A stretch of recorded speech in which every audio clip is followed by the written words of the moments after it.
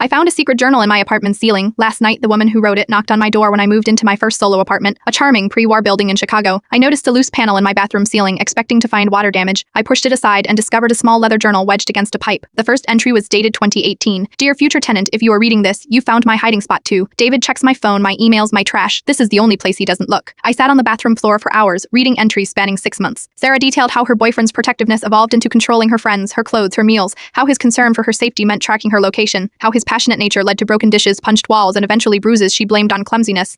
The final entry read, I'm leaving tomorrow while he's at work. I've saved $1,800. It's not much, but it's enough to disappear. If you are reading this, I hope I made it out. I searched her name online, but found nothing. The apartment manager said the unit had been vacant for months before me. The previous tenant had left without notice. I kept the journal in my nightstand, occasionally rereading it, wondering if Sarah had escaped. Had she found safety, or had David found her first last night? 3 years after finding the journal, someone knocked on my door at 11 p.m. Through the peephole. I saw a woman with short blonde hair. I cracked the door security chain in place. I used to live here, she said. This sounds strange, but I left something in the bathroom ceiling. My heart raced. Sarah, her eyes widened. You found it over tea at my kitchen table. She told me everything. She'd fled to her cousins in Seattle, changed her name, and rebuilt her life. She was back in Chicago for a job interview, her dream position at a nonprofit helping domestic violence survivors. Why come back for the journal? I asked. That when it painful, I am testifying against David next month, she explained. He did the same thing to the woman after me, but she pressed charges. My journal is evidence of his pattern. When she left, she hugged me. Thank you for keeping it safe. This morning, my doorbell rang. A delivery, a small potted plant with a note. To my ceiling friend, some things need darkness to survive, but eventually we all need to reach for the light. I am moving out next month, but I am leaving something in the ceiling for the next tenant. Not a story of fear, but a list of resources, hotlines, and a simple message. You are not alone, help is out there. Sometimes the most important messages are hidden in the spaces between walls, waiting for someone to find them. Etri Claude can make mistakes. Please double check responses. 3.7 Sonnet.